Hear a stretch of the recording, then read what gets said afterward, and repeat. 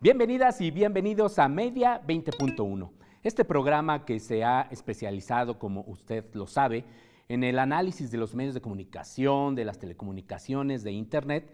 No es pionero.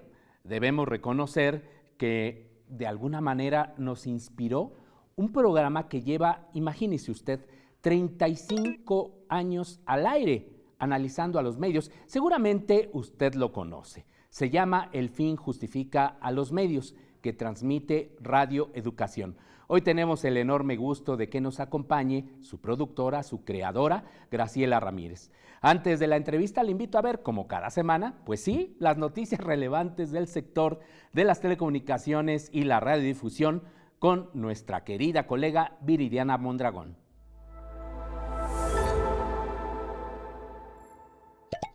En la denominada Mañanera del Pueblo, la presidenta Claudia Sheinbaum dijo que su gobierno ya trabaja en diversos cambios en los medios públicos. Esto fue lo que dijo.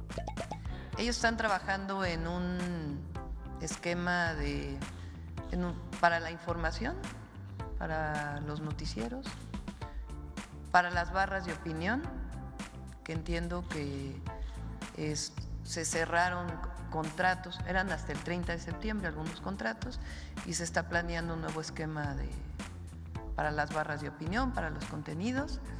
Y también nuestra idea es poder dar un poco más de recursos en la medida de lo posible para que pueda haber más producción en los medios públicos, tanto de difusión, de educación e incluso de entretenimiento. También recalcó que estos son precisamente públicos y no medios de difusión del gobierno. La presidenta informó que el periodista Genaro Villamil continuará al frente del Sistema Público de Radiodifusión del Estado mexicano, nombramiento que se suma al de Renata Turrén en la dirección de 11 TV y de Alonso Millán en la titularidad de Canal 22. 11 TV y 11 Noticias Digital anunciaron a través de sus redes sociales que se hará una pausa en la transmisión de algunos programas de opinión debido a que los contratos de algunos participantes concluyeron el 30 de septiembre de 2024. Esta interrupción, informó la televisora, dará pie a un periodo de análisis y rediseño en la barra de opinión del canal sin interrumpir u obstaculizar la libertad de expresión. Uno de los programas que por lo pronto dejarán de transmitirse después de más de 2 décadas es Primer Plano, cuyos conductores, entre ellos Sergio Aguayo y Leonardo Curcio, dejaron entrever una acción de censura por sus posiciones críticas con respecto al gobierno. Usuarios de redes sociales expresaron su solidaridad con los conductores del programa, mientras que otros celebraron la renovación de contenidos en la televisora del Instituto Politécnico Nacional. La Secretaría de Cultura informó que Daniela Elena Alatorre Bernard, productora, cineasta y promotora cultural, fue nombrada directora general del Instituto Mexicano de Cinematografía, el IMCINE. A su vez, Marina Stavenhagen Vargas, licenciada en Comunicación Social de la UAM y egresada del Centro de Capacitación Cinematográfica, tendrá la titularidad de la Cineteca Nacional desde el 1 de noviembre. En tanto, Cristian Calónico Lucio, sociólogo, director, fotógrafo, guionista y académico de la UAM, es el nuevo director general de los Estudios Churubusco. Radio Universidad de Oaxaca cumple 60 años al servicio de la sociedad oaxaqueña. La emblemática radiodifusora universitaria, que destacó por su papel en la lucha de la Asamblea Popular de los Pueblos de Oaxaca durante el gobierno de Ulises Ruiz en 2006, llevará a cabo diversas actividades por este aniversario, entre ellas un foro sobre la comunicación pública indígena y afromexicana. ¡Muchas felicidades! Estas fueron algunas de las noticias más destacadas de la última semana. Volvemos con Gabriel Sosa Plata con mucha más información aquí en Media 20.1. Muchas gracias, Viri Mondragón, y muchas gracias a Graciela Ramírez, que nos acompaña en esta ocasión.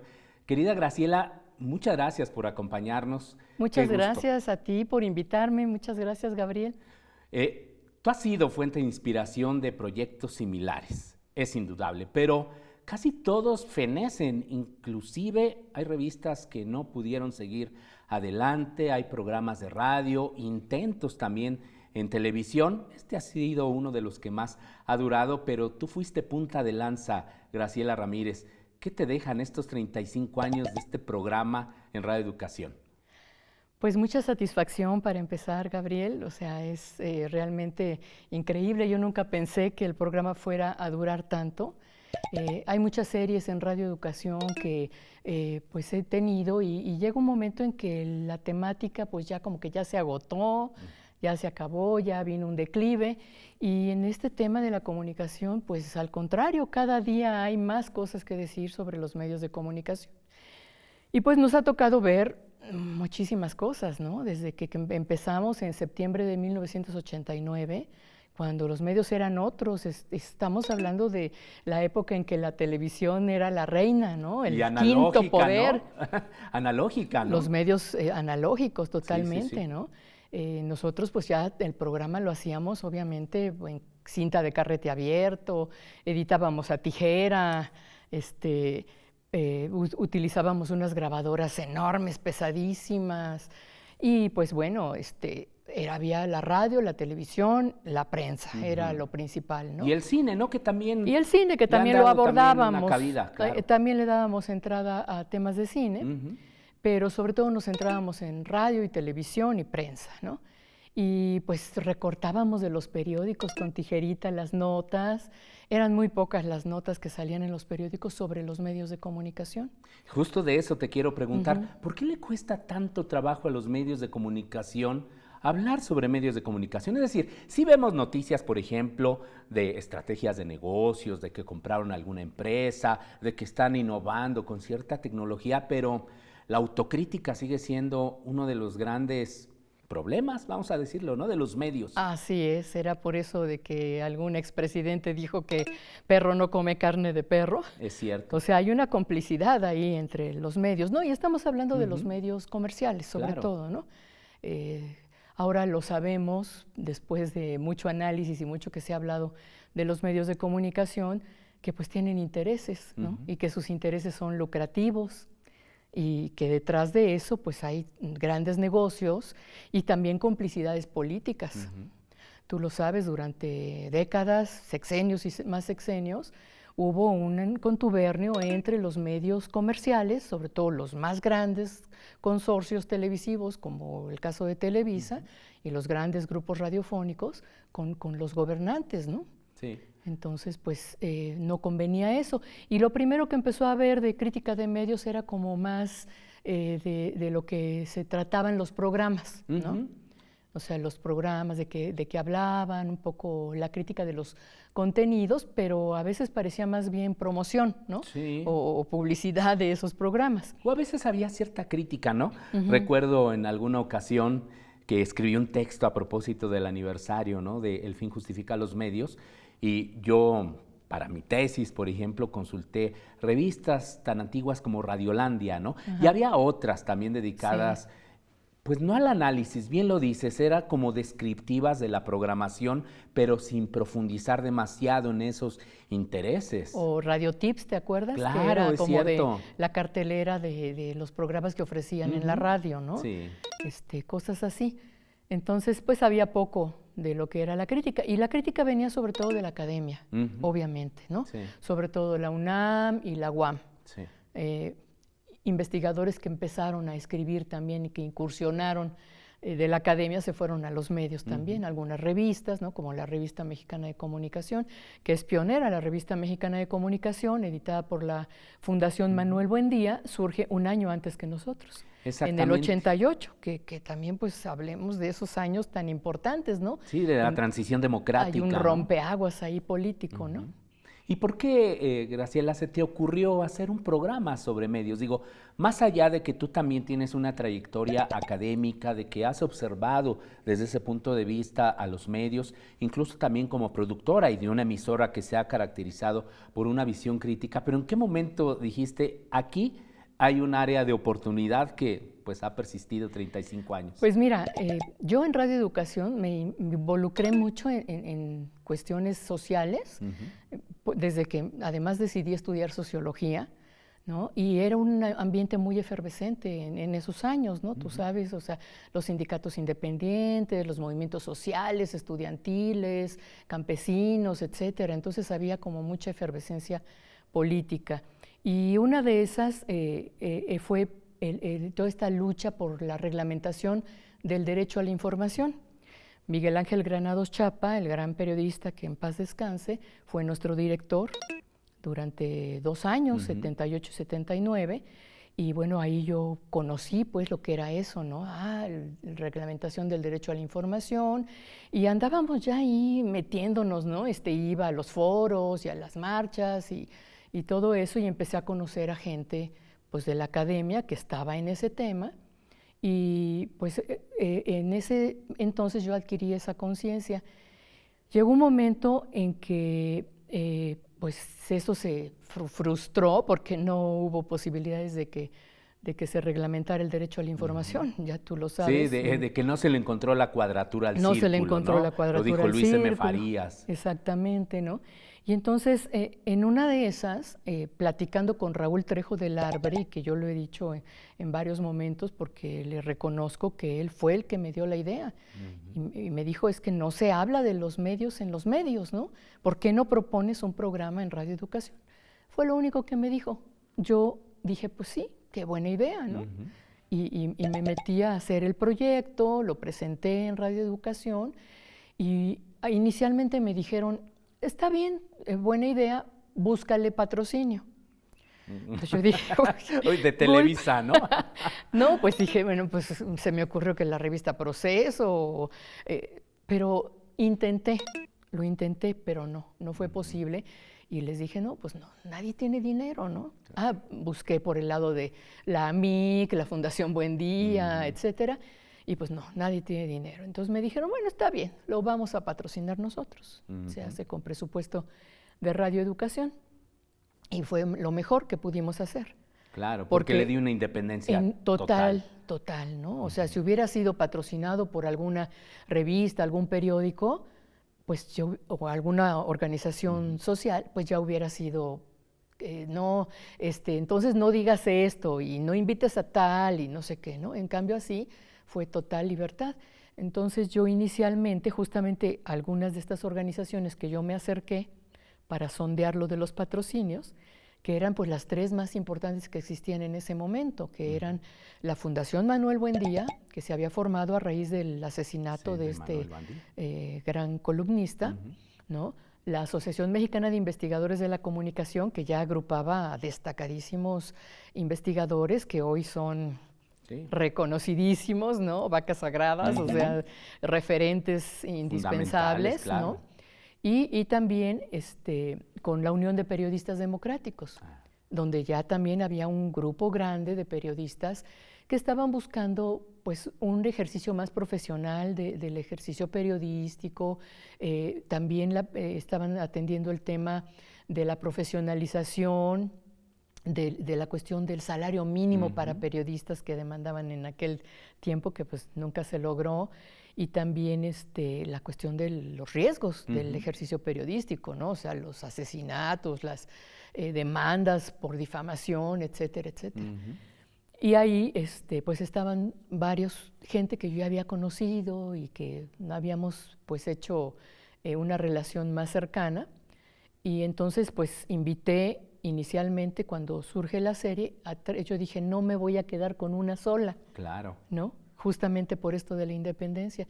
Y entonces dije, pues con las tres, porque las tres trabajaste inicialmente con las tres organizaciones. Las tres, sí. Tenemos ya que hacer el corte, Graciela, y ahorita nos platicas en la segunda parte cómo fue que lograste conciliar esto y pues sobre todo darle esta permanencia, porque no es fácil también mantener al aire tantos años un programa y que siga teniendo esta evolución tan importante. Vamos al corte, por favor, no se vaya.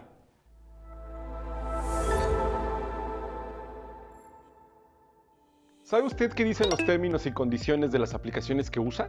Y sobre todo, ¿sabe qué hacen las empresas tecnológicas con sus datos? La alfabetización en datos busca ayudarnos a comprender los procesos que ocurren al interior de las llamadas Big Tech. Esas empresas que acaparan el mercado tecnológico en la actualidad: Amazon, Facebook, Google, Microsoft y Apple. Este proceso también se conoce como datificación, que consiste en el uso comercial de los grandes volúmenes de datos que son extraídos a partir de nuestra presencia e interacción en los espacios sociodigitales. En los últimos años han surgido expresiones como la del nuevo oro negro, refiriéndose al valor comercial de estos datos y de las industrias que dependen de ello. Esto es importante para hacer evidente las formas de consumo que plantean estas empresas y las lógicas extractivas en el uso de esos datos. Como ciudadanía digital, estamos ante la oportunidad y necesidad de preguntar cómo nos usan y cómo nos convertimos en el producto de estas grandes empresas tecnológicas. Estamos de regreso en Media 20.1. Recuerde que este programa se estrena los jueves a las 9 de la noche. La retransmisión es el sábado, también a las 9 de la noche. Cuando lo estrenamos el jueves, se hace también el estreno paralelo en las cuentas de TV UNAM, en Facebook y en YouTube. Y los jueves nos anuncian en Prisma Universitario con Deyanira Morán en nuestra emisora hermana Radio UNAM. Los martes nos puede ver en Congreso TV a las 9 de la noche. Congreso TV es el canal del Congreso de la Ciudad de México. Y los miércoles nos puede ver en TV BUAP, que es de la Benemérita Universidad Autónoma del Estado de Puebla, a las 8:30. Así que no hay manera de perderse Media 20.1. Y aquí muy agradecidos con esta entrevista de Graciela Ramírez sobre estos 35 años tan importantes de un programa que nos ha inspirado. Yo he de confesarle a nuestra audiencia, y lo sabe muy bien aquí nuestra querida Graciela, que la primera oportunidad que yo tuve para hablar sobre medios de comunicación, que es un tema que me apasiona, fue gracias a la apertura de Graciela. Pero de eso ahora platicamos, es decir, de esa posibilidad que le abriste a los investigadores también para dar a conocer su trabajo. Pero nos quedamos antes del corte cuando invitaste a estas 3 organizaciones representativas, la Unión de Periodistas Democráticos, ¿verdad? A la AMIC y a la Fundación Manuel Buendía. La AMIC es la Asociación Mexicana de Investigadores de la Comunicación, que son los que comenzaron a hacer el programa, ¿de alguna manera? No, los 3 a la vez. O sea, yo los invité a los 3 a que se rotaran. O sea, le tocaba una semana a uno, otra semana a otro y tal.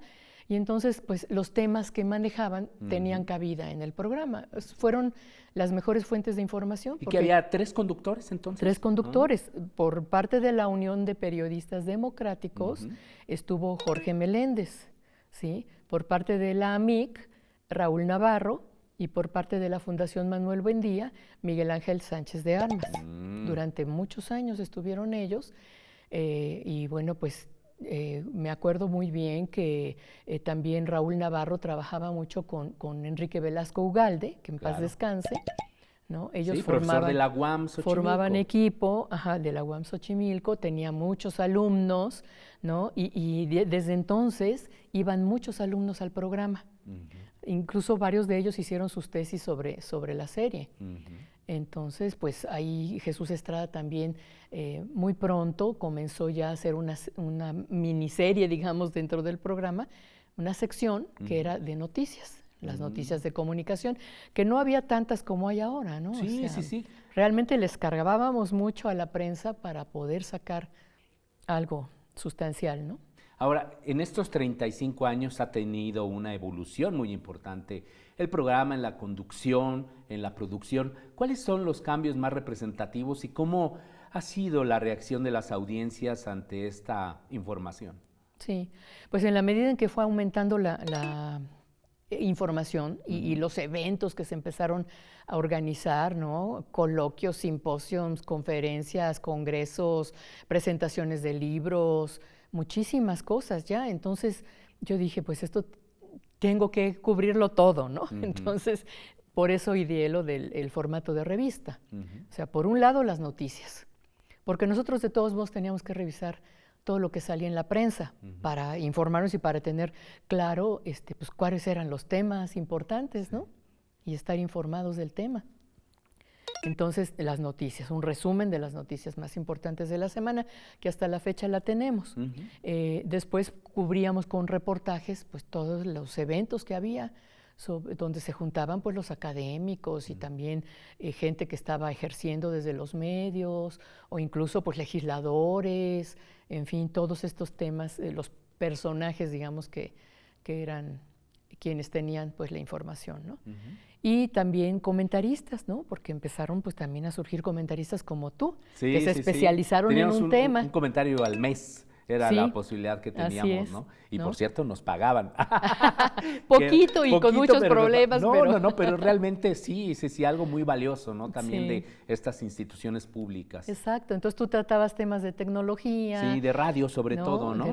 Primero de radio y luego ya Ajá. te fuiste a las telecomunicaciones, ¿no? Sí, Aleida Calleja, Ujú. que entonces estaba en AMARC, sí. pues la radio comunitaria le dimos muchísimo espacio al tema de la Fernando radio. Mejía Barquera. Fernando Mejía Barquera, Sí, que en paz en descanse, paz descanse, mi querido lo extrañamos Fernando. mucho al querido Fernando. Excelente investigador y Ujú. también analista que publicó mucho tiempo también en los diarios, sus Ujú. columnas muy bien informadas, con muchos Sí. datos, porque él era Muy muy riguroso. riguroso. Sí, ¿sí? sí, sí. Lo tuvimos también con temas sobre todo de radio y de Ujú. televisión, ¿no? Alejandro Olmos también Alejandro estuvo, Olmos ¿verdad? de televisión también Sí. hablaba, ¿no? Octavio Islas. Octavio Islas no, ¿No? él como comentarista no, pero Ah. fíjate que él estando en el TEC de Monterrey, Ujú. con sus alumnos que estaban en la radio por internet de allá del TEC de Campus Estado de México, hicieron una cápsula que se llamó Tecnópolis. Ah. 5 minutitos que la hacía Cintia Lascano. Ujú. ¿No? La Que hacían después se otros más convirtió y después se conductora, ¿no? convirtió en conductora, Sí. exactamente. Pero fueron los primeros momentos en que se hablaba de Internet, entonces fue muy importante esa cápsula.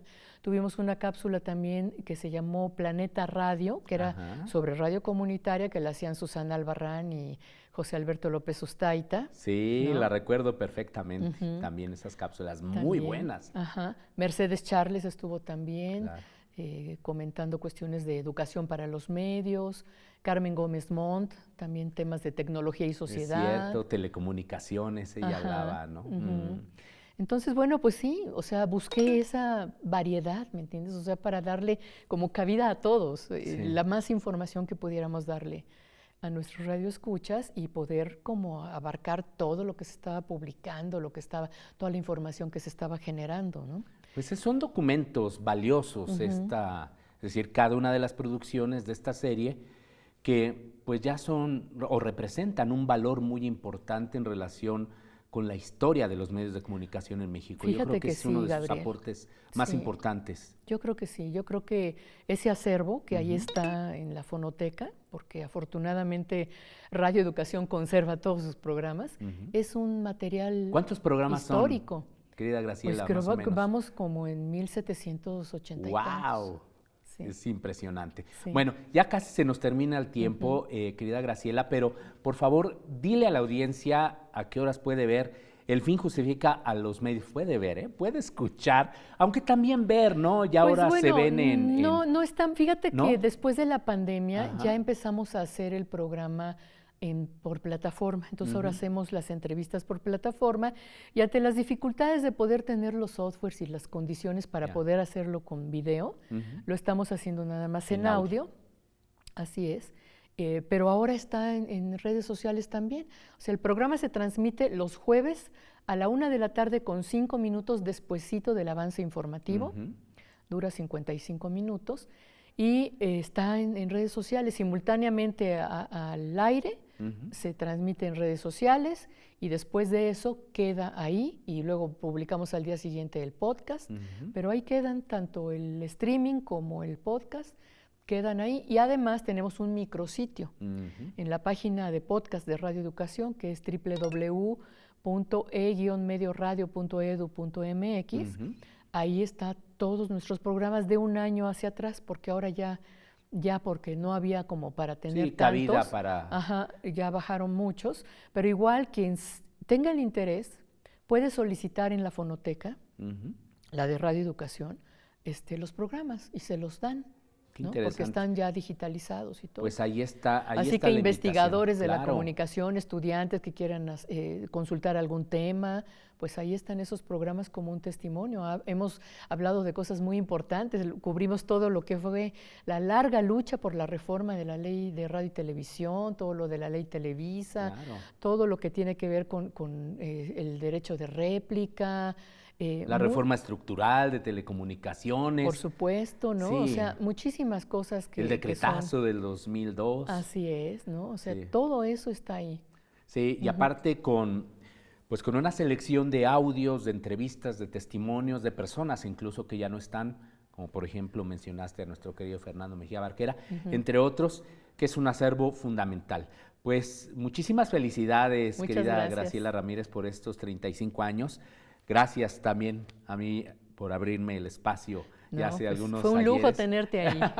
Un honor y una felicitación a todo este gran equipo que lo ha hecho posible en estos años. Eso es muy importante que lo digas, porque esto es un trabajo de equipo. Exactamente. También mi compañero co-conductor ahora, José Ángel Domínguez, ¿no? Un gran abrazo a José Un locutor Ángel. de mucha experiencia que ha sido un brazo fundamental.